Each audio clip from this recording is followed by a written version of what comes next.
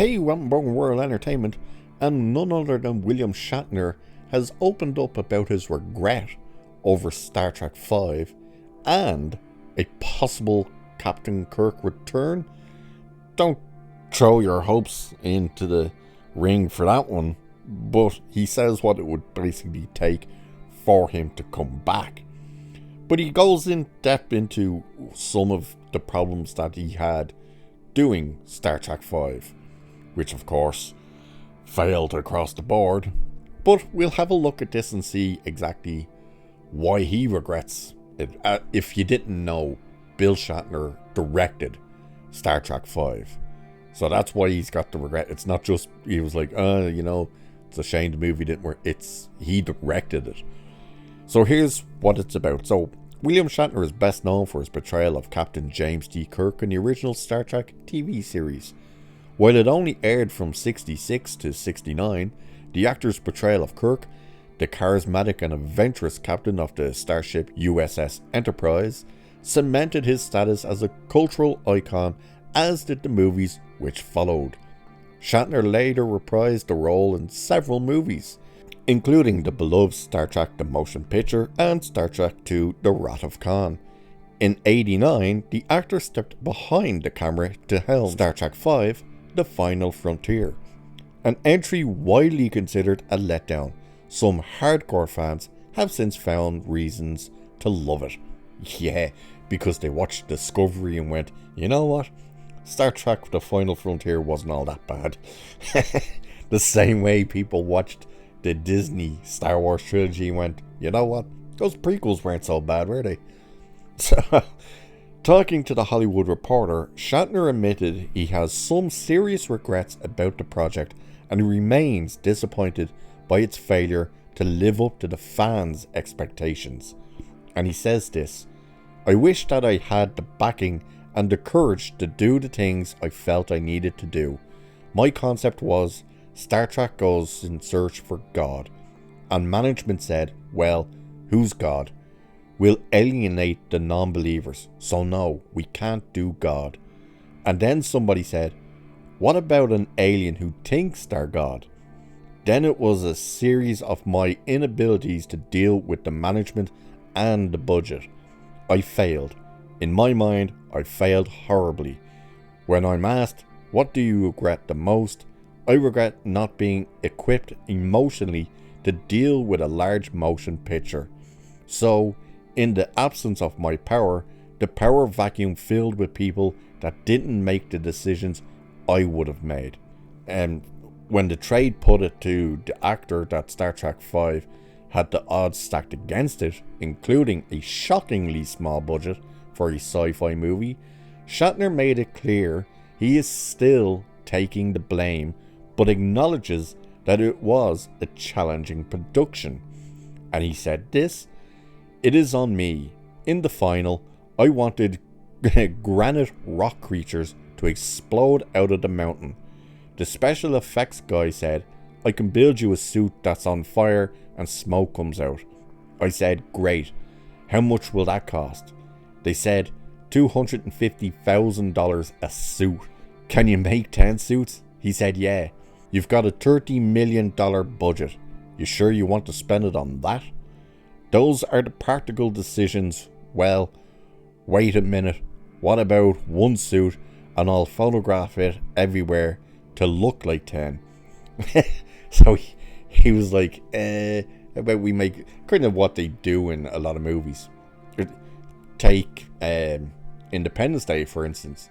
They made one model of the jet and they just duplicated it. So when you're watching Independence Day, you see all the jets. Yeah, that was just one model. They just duplicated the model over and over again.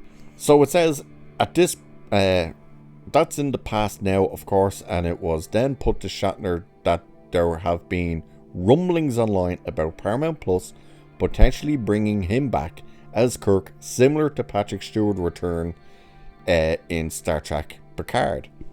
And Shatner said, Leonard Nimoy made his own decision on doing a cameo in J.J. Abrams' 09 Star Trek. He's there for a moment, and it's more of a stunt that Spock appears in a future. if they wrote something that wasn't a stunt that involved Kirk, who's 50 years older now, and it was something that was genuinely added to the lore of Star Trek, I would definitely consider it. So he's not even saying he would jump at the chance. He's saying I'd consider it, providing it was done right, it made sense, and whatnot. He has spoken about the way the modern movies used Spock, Leonard Nimoy, that it was literally, they knew they were going to have some sort of catch to get the original fans into the cinemas. And it was, look, dangle the member berries in front of you. You remember Leonard Nimoy as Spock, don't you? Well, here he is. And he literally was. He was in it for next to nothing. It was even worse what they did with him in Into Darkness. It was literally like, oh, let's just put him on a view screen for like 10 seconds. It's just like, wow. You got that icon and you literally use them to try and make your other characters look bigger and better. Ugh. But as you can see there, he definitely regrets the decision, because he really wanted the original story to be about the Enterprise in search for God. Kind of the same way that it was played out, you know, with Cybok and stuff. It was just meant to be an actual God that they were to find. And there was original concept art and stuff, and it looked very, very different to the movie you ended up getting. I don't absolutely hate Star Trek 5. It's not great by any stretch of the means. The worst part for me is when they're on the planet. Is it Virgil Tree? I think it's Virgil Tree. It's just, that planet didn't seem very Star Trek. It was a bit weird, you know. It is bar with like pool table type things and stuff. Yeah, everything on the Enterprise was fine, and the Klingons were a bit weird. They were just used very strangely in that movie.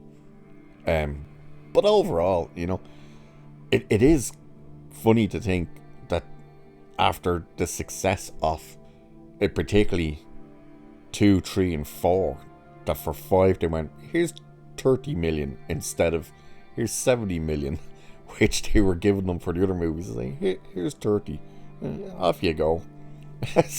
Yeah, and then they're like, how are you going to do special effects and pay the cast to come back and stuff? Yeah, very strange. But anyway, he's got massive regrets over the movie. I think nowadays it's looked at with more favourable eyes, particularly after J.J. Abrams' Trek and Kurtzman Trek that's happening now. So, at least we have those original movies we can watch and enjoy. So with that, I'll leave it there for this one. So cheers, and I'll catch you in the next one.